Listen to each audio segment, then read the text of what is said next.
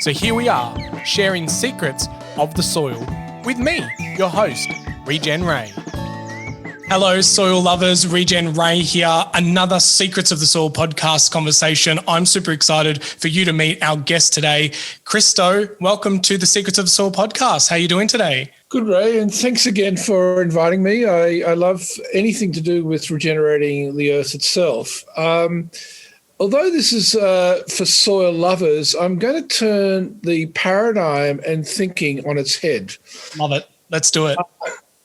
Now, interestingly, it's quite clear to most people, unless you believe the earth is flat, that we have a crisis, that this is a critical decade. There's been many years lost since it was clear that we're getting a warming planet.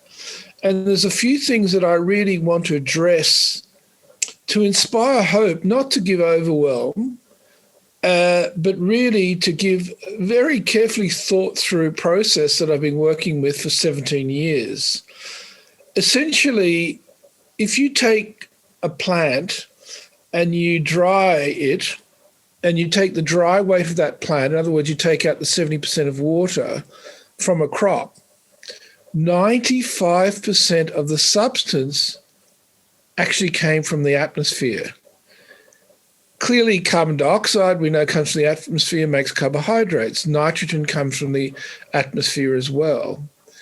But even the trace elements, which are in very small concentrations that wrap around the earth in the atmosphere, which initially come from the oceans, which has all the trace elements, plants have this unique ability to collect and concentrate those trace elements. For instance, Patterson's curse grows where there's a deficiency of copper in the soil.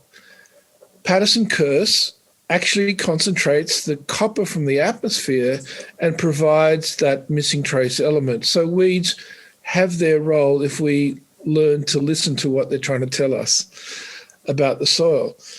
So if 95% of the substance comes from the atmosphere, we can take this a lot further in addressing the issue of climate change.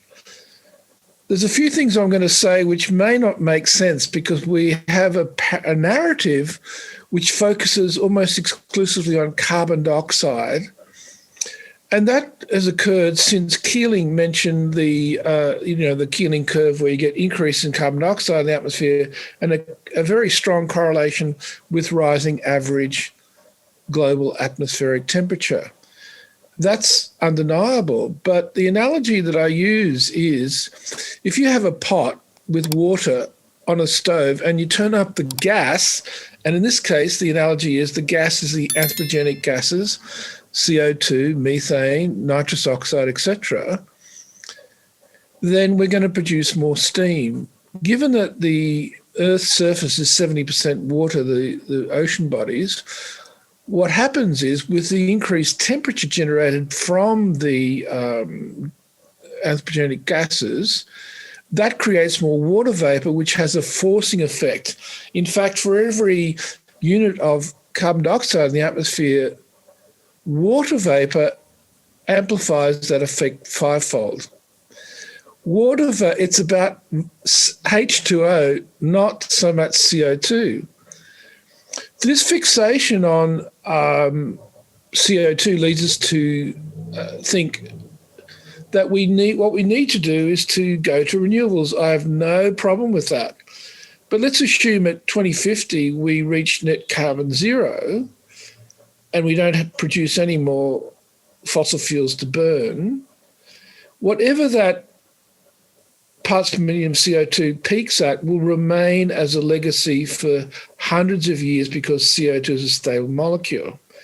Now, by that time, we would have crossed a number of tipping points, unfortunately, which is already beginning. The thawing of the tundra, the melting of the ice sheets, the rising of sea levels, the loss of some coastal lands, and even an island's been submerged through elevated sea levels, etc. So the real thing is, if we understand that water vapor accounts for between 60 to 97% of the greenhouse gas effect, would you be looking at the 5% of the greenhouse gases to make a change, or would you look at the 95%, let's say? Why have we overlooked water vapor? Keeling said water vapor is so ubiquitous, so ephemeral, is changing every millisecond, and even the cloud cover, we know that when there's a lot thick cloud cover, it's warmer because that radiating heat, which came from the surface of the atmosphere, is radiating back. But if you have thin cloud, it will disperse into the atmosphere. The top level of the cloud will reflect radiation as well. So it's very complex and therefore almost very difficult to model.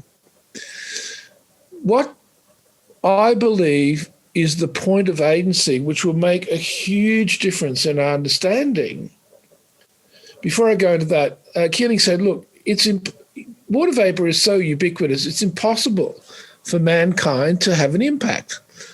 And even if he didn't say this, but other people have followed on from that have said, well, even if it is the major driver, what can we do about it?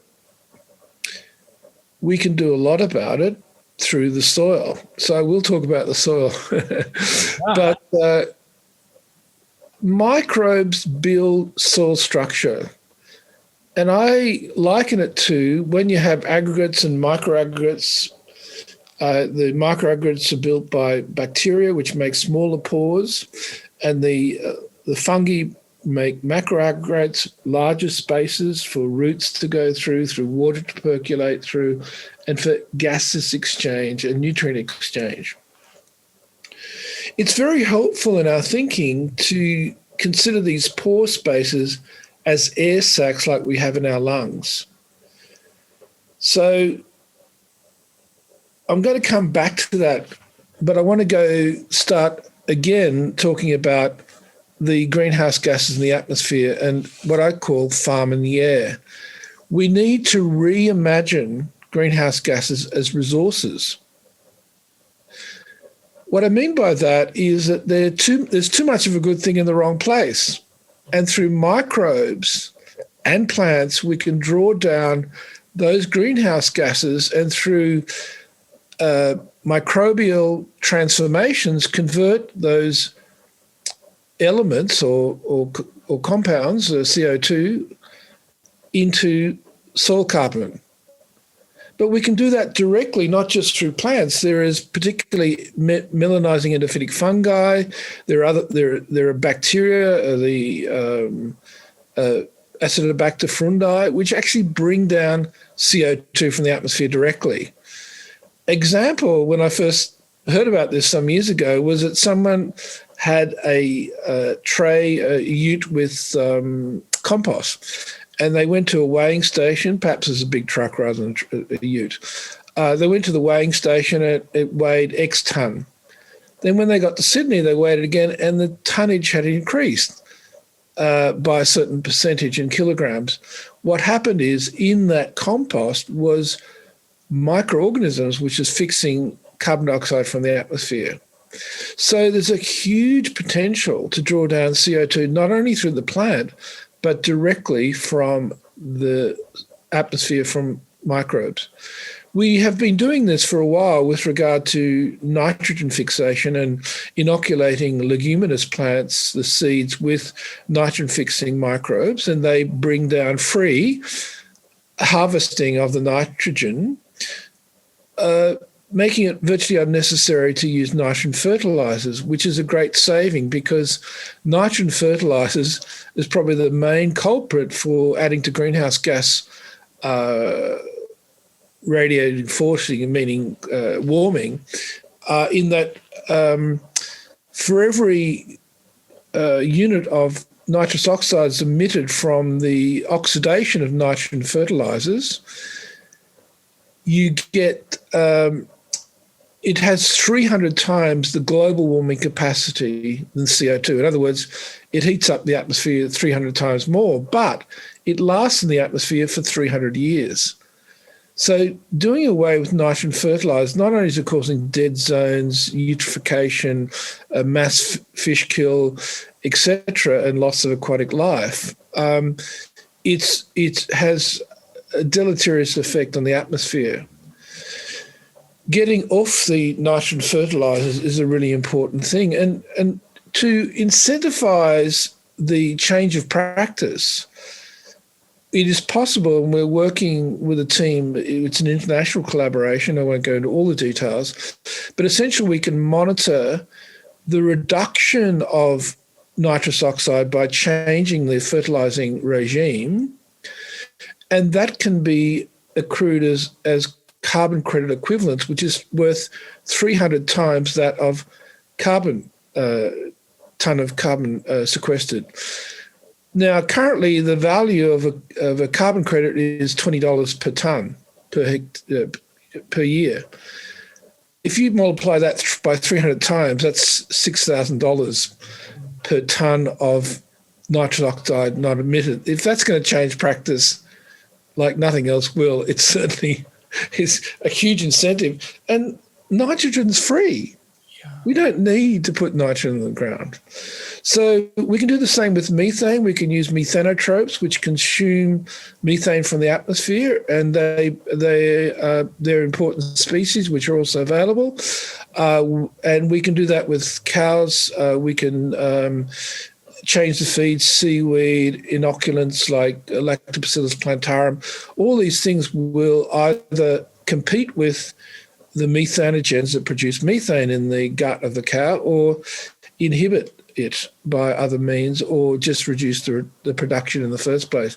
So there's lots can be done. And again, the reduction in methane is worth 20 carbon credit equivalents, which is 20 times 20, which is $400 a tonne not emitted. So it's another incentive to change practice, which is great.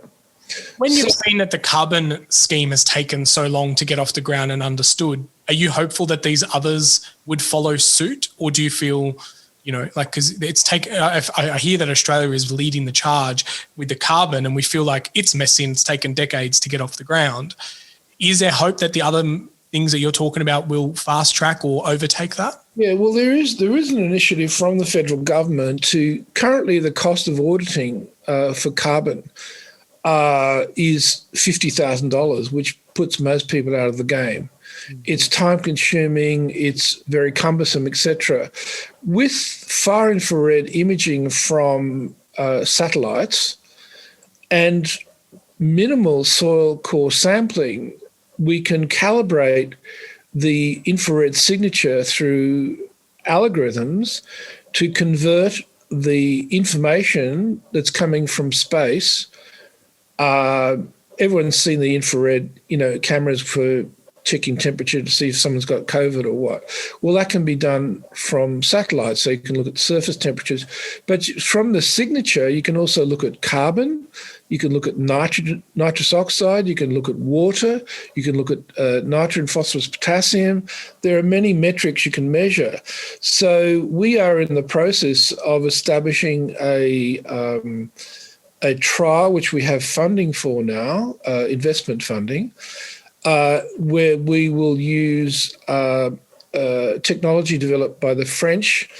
It's a team of 120 soil scientists and software engineers funded by the French government, which is equivalent organisation to our CSIRO. So we're talking about high-powered platform that's been developed, which you can carry in your hand as an app, and you can.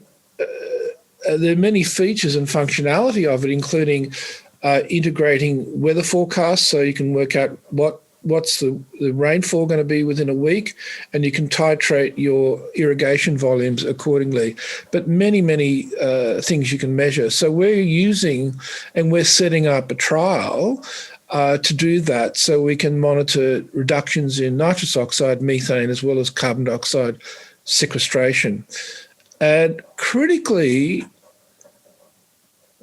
getting back to what I was talking about before about water vapor, it was claimed that what can you do about it? Well, clearly, when you build the soil structure through the microorganisms, not only do you create the lung-like structures, the air sacs through the pores we spoke about before, but you're also building primarily humus, which is a sponge-like, or it retains a lot of water.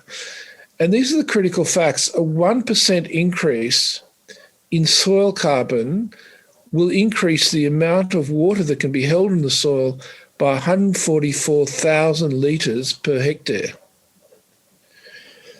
Now, 1 litre of condensed water came from 1.76 litres of water vapour. So for every 1% increase in soil carbon, you're actually drawing down and holding what was previously 253,400 litres of water vapour per hectare. Wow. So for every 1% increase, you've got a significant amount of taking what is too much of a good thing, water vapour, in the wrong place, and putting it in the right place, the soil where it's useful. Yeah. Decreasing that warming effect through the greenhouse gas. Yeah, and I see that Gabe Brown has done a lot of reporting on this as well, that once he increased his carbon readings, that his farm no longer become a flood. It wasn't boggy. Yeah. It held that water. And they talk in different metrics and imperial, and I don't really follow, but, that's putting, and now that extra layer that you've just explained of like getting atmospheric water and putting it into the soil and even retaining more of that, I think it's really interesting, another layer of interest of how complex the soil is and how exciting it is that when you actually start exploring that world beneath our feet, the opportunities that lies there. Yeah. So we need to conceive of farming in a three-dimensional perspective. We need to shift from a carbon-centric view of climate change to a hydrocentric view of climate change. And what I mean by 3D, I mean going right up to the stratosphere and right down to the aquifers below. And the key metric, what will make a difference in our thinking is to swap the Keeling curve, which has some merit, it's an abstraction, and the key relationship is the recoupling of the carbon cycle with the water cycle. It's said that water follows carbon, and I add, like day follows night, as sure as day follows night. So the key metric is, as you get an increase in soil carbon, you get a rise in water that's held in the soil. And that means you're taking that water vapour out of the atmosphere through rain, condensation, and holding on to it. Now, once it's in the soil, in a well-structured soil, it doesn't get sour or compacted or waterlogged, right? Because you've got that aerated structure. You hold on to that water by having cover crops. So the other key principle is you keep all of the soil covered all of the time, because that stops that when there is rain and if it's a poor compacted soil, it collects or pools on the ground, and as soon as the sun comes up, it's lost. With a green garment that covers the soil, that holds onto that and reduces the amount of evaporation and loss of that, the most important commodity for the future in farming. You can have the best soil in the world, with no water, you can't grow a thing, or you can take the worst soil in the world, which is probably a standard desert, and with water and other things which we're working on, we can start greening the desert. So I think it's worthwhile looking at this. We have lost about a third of our land through chemical farming and ploughing, etc. I mean, the great Dust Bowls of the 1930s was a great testimony to the destructive impact of the plough. And we're working with another, it's a wetting agent, but it's got properties where if you take a crystal of it and you add water, it will expand 300 times the initial volume, but it's also got nutrients. And unlike a lot of wetting agents, it also tolerates heat of up to 80 degrees. There is a case study in the Sudan where they're growing food in the desert using this polymer. The other option is to use clay, because clay, humus, and these polymers hold water, and that's the key. So I'm working and have developed, we're just trialing, making clay deflocculate. In other words, instead of being laminated and being held together by electrostatic forces, the positively charged cation, the negatively charged anions, which kind of keeps it together, I've worked out a way to displace that so it deflocculates and becomes like particles. And it's fluid, so you get a liquid clay, and you can put that through irrigation pipelines. You can add microbes, and the microbes will adhere to the clay particle, the small clay particle, as do liquid organic fertilizers. So basically you've got an agent clay which holds water, nutrients and microbes, and you can then irrigate your soil and you can start growing food in the desert. So that's a really exciting thing, Yeah, it's super exciting. And so you mentioned before that you got in this space, or you've been researching for 17 odd years. What got you thinking down this path, and what got you super excited about focusing your research and efforts on soil? Yeah, well, I went to the first carbon conference in Australia in 2004, and at the time I didn't have sufficient funding to continue my medical research work, and prior to doing medicine, I worked in a biodynamic market garden. And so I went to this and I was fascinated by some of the statements, which seemed incredulous at the time and still to me are somewhat incredulous, that if we increase, that we can, on 10% of the land, if we use regenerative agriculture, we can wipe out our current CO2 emissions. And I almost became obsessed about that and tried to work out, well, what actually is that and what are the fluxes? It's not that straightforward, because we need the labile carbon, because the leaf has stomata or nostrils underneath. So when the microbes in the soil expire CO2 through respiration like we do, that carbon dioxide meets the undersurface of the leaf and that carbon dioxide is absorbed. So we need that labile component, but there's the more stable components, which are humus, which has a much slower turnover, and then there's the aggregate formation, so that the carbon's locked up in an aggregate either through slime from the microbes or from glomalin, the soil glue from the fungi.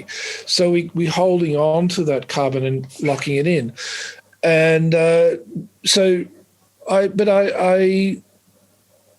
have written, authored 3 volumes of a book series called Grounds for Hope. And that's when I became aware of the 95% of the substance came from the atmosphere, dry weight substance. And then I started to think we need to become 3D farmers, not flat earthers, 2D farmers, but really we need to go deep into the ground, understand what's there, and we need to go right up to the atmosphere. And so I realized that it wasn't just CO2, it's water vapor primarily, but also methane and preventing nitrous oxide emission and sequestering carbon dioxide through the plants, etc. So that's really something that has taken my attention for some time and will do for some years to come. Yeah, awesome. I love the way that you articulate things. I know even when we've chatted before, you have a great way of putting analogies in a simplified version of what is very complex. And even though you use some complicated words, which I appreciate, I think you also join the dots to make it really visually easy to understand. And I bumped into a friend last week and he was excited to tell me that he realizes that plants take minerals from the air. This old school thinking that roots is the only communication line to the plant is becoming more common knowledge. And, well, as I said, I don't know how much time is left, Ray, but one thing I really want to say is to acknowledge that Rudolf Steiner has been a huge influence in my life. He was the father of biodynamics, and he gave warnings that he said at the time the chemical farming started to come about, and he said this will have grave consequences for the future of humanity and the planet itself. And we're seeing that now quite clearly, irrefutably. But the positives was the following. I mentioned that the soil, when well structured, is like the lung. Steiner uses this two interesting images, which I'll share with you and your audience. One is that when you walk on the surface of the soil, one can cultivate the feeling that you're actually walking on the diaphragm of Gaia, of our great mother. What that means is that that muscle that we have in us, which helps the movement and passage of air in and out of our lungs, is also this interface between the atmosphere and the soil below. That's one image. The second image is that he talks about the plant being an upside-down man, and I've traced this through, and it's amazing how much insights it yields. In other words, the roots belong to our brain. We now know that the particular fungal threads that would connect plant to plant are communicating to each other. They're sharing resources, they're sharing nutrients, but they're sharing information through chemical messengers, just like in our brain. And when we're using plows, we're breaking up those threads. It's like doing a lobotomy. We're dumbing down the soil. So that's the first thing. Obviously, the lung and the leaves, there's a reciprocal relationship. We breathe out CO2, the plant breathes in CO2 and releases oxygen, which we then breathe in. There's a connection there. But the other interesting thing is he talks about when you're walking on the farm, you're walking in the belly of the farm, the belly of the farm. That means that all that's above ground, where the plant's shooting up towards the sun, that's the nutritional sphere. That's the metabolic sphere. That's the digestive sphere. So as we absorb nutrients from our intestine in our metabolic realm, similarly, the plants are doing so. So this picturing turning the world upside down and farming the air and seeing the plant as an upside down person is very relatable. And, you know, if you look at plants, we know secrete or exude glucose. Same as our brain feeds on glucose, so the microbes feed on the carbohydrates. There are so many relationships. So we need to see what we do to the soil, we do to ourselves. Our soil is our gut. And we now know that if we grow food with a diverse microbial populations, we're actually inoculating our own gut with this diversity in our gut. We know that restricted numbers and diversity of microbes in the gut is related to ill health. And the opposite occurs both in the soil when we add like soil inoculants, like probiotics for the soil, similarly for our gut when we have fermented foods, etc. And we need the fiber to feed the microbes in the gut. Similarly, we need the agricultural residues in, cover crops or compost or whatever. We need the fiber and nutrients and the soil conditioning that happens with that. So there are many, many parallels I talk about as the parallel universe. And what we do to the world outside is what we do to our world inside, which is our gut. Yeah, I love the amount of research that's coming out. And it's not just about the research and letting that catch up. It's about that, just does it feel right, that common sense, that intuition. And I feel like more and more people are starting to feel connected to the earth and that rhythm of the planet.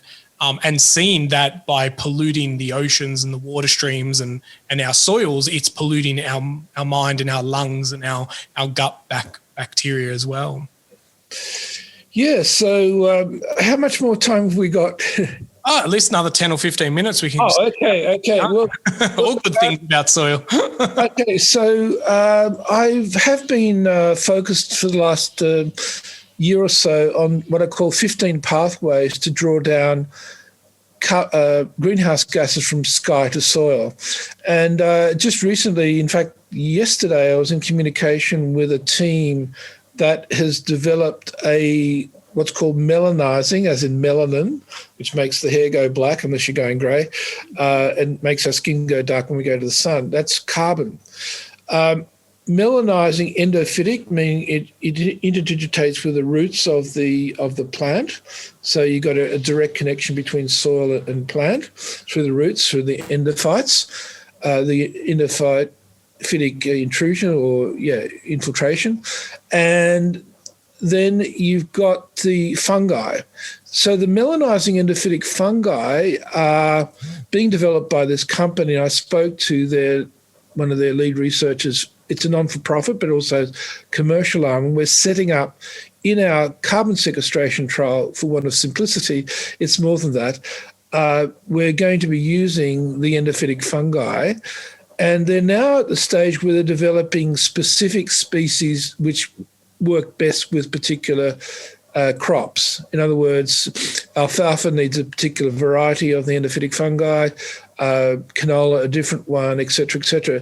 So we're trying to see what particular things they're rolling out first, and they're working with the most voluminous crops, or the crops that are grown most, and lucerne is one.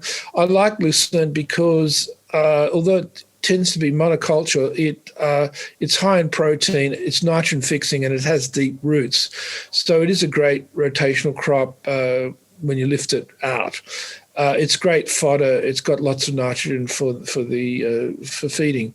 So we're hoping to inoculate the seeds of the alfalfa before we plant, and then we will use that as part of our trial to see how much more.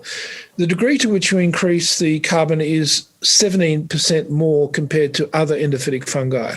That's big. That's big. The other thing we're doing is we know that silvopasture, in other words, integrating trees, stands of trees, with pasture actually is one of the fastest ways to sequester carbon if you look at all the different possibilities. And the ideal ratio is 30% tree cover to grasslands. And we've had this concept that we just get rid of the trees. Well, firstly, the animals love it because it shades them from the heat. It conserves moisture. It brings up nutrients from the ground. It deposits carbon through the leaf foliage, which eventually, or branches that come down, etc. It creates fungal networks so that which extend into the soil and the grasslands. It's a no-brainer, and it also, we know trees make rain. The bacteria that are released from trees, leaves, actually seed rain. Without that seeding of water vapor, we don't get droplet forming, we don't get rain. And we know that there's loss of rain in the Amazon because of the burning and cutting down of the forest. There's less rain. There's a reason why we call it rainforest, because they actually generate rain. So sometimes it's so obviously in front of us, Yeah, so we need to. Now, one of the species we're looking at is what's called blue mallee, or it's Polybracta eucalypti, which is a very deep-rooting eucalypt, which they make the eucalyptus oil from, but it lasts for 6,000 years. And if there is a fire, unlike the normal response of a eucalypt that's burnt where you get a lot of shoots along the trunk, it actually starts shoots from below in the roots zone. So you get all these little saplings coming up, which increases the carbon and biomass production.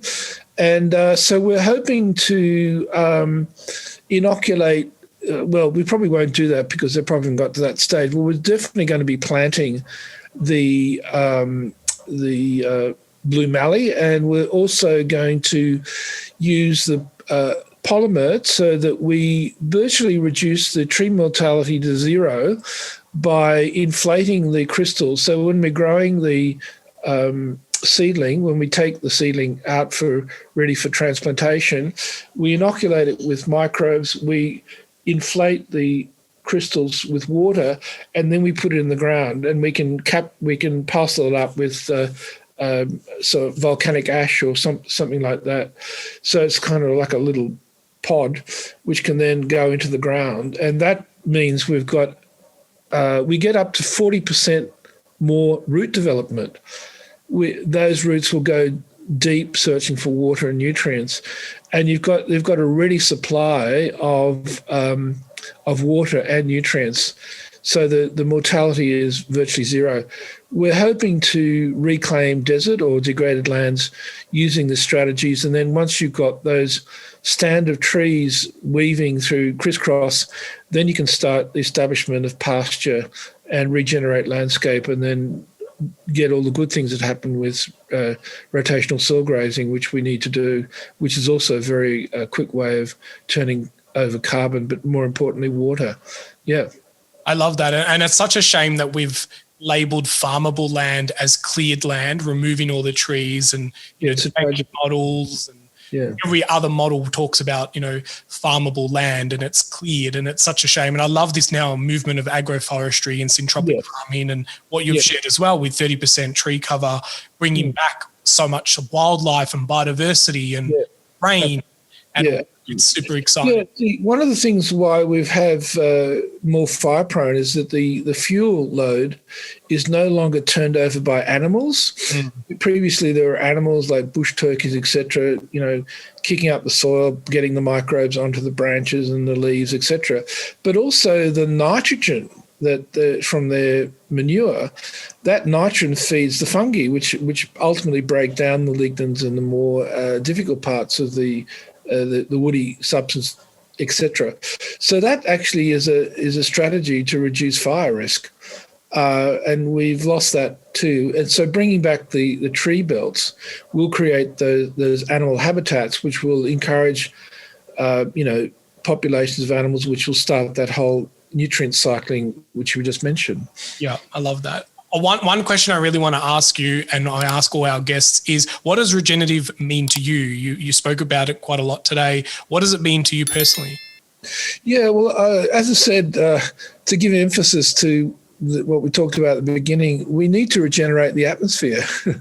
That's prime. It doesn't stand alone, obviously. The soil, and particularly humus, is the interface between water, air, and soil. And by building humus, the soil carbon sponge, through microbial transformation and structuring, building the lung of the soil, we can then make our soils breathe again.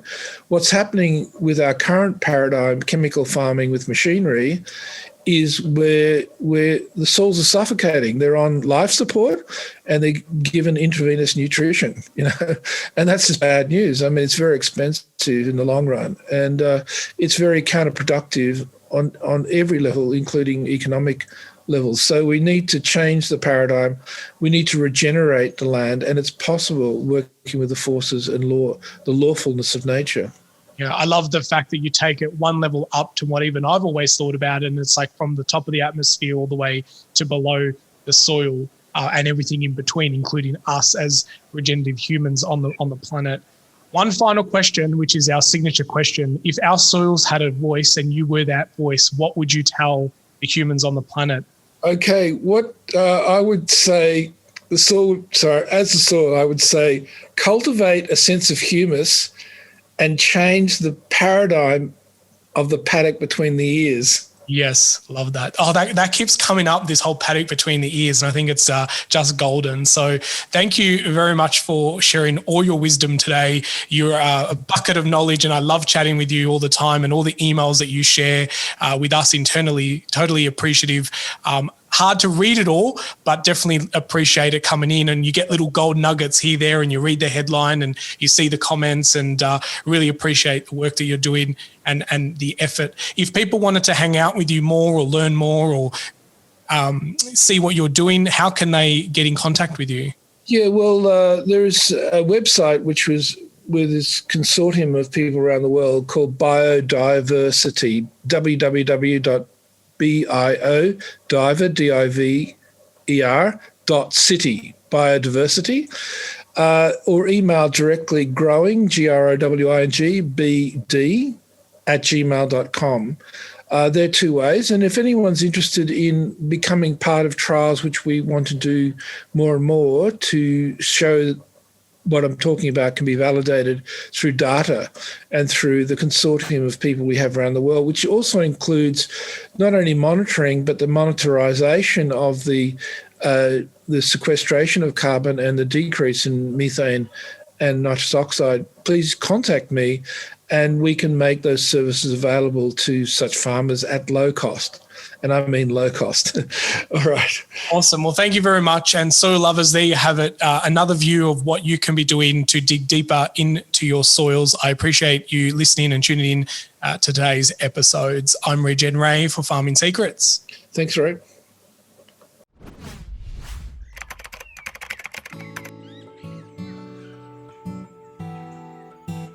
Well, soil lovers, that's enough secrets for one episode. I really hope that you enjoyed all the secrets shared during this conversation. But hey, let's not keep it a secret.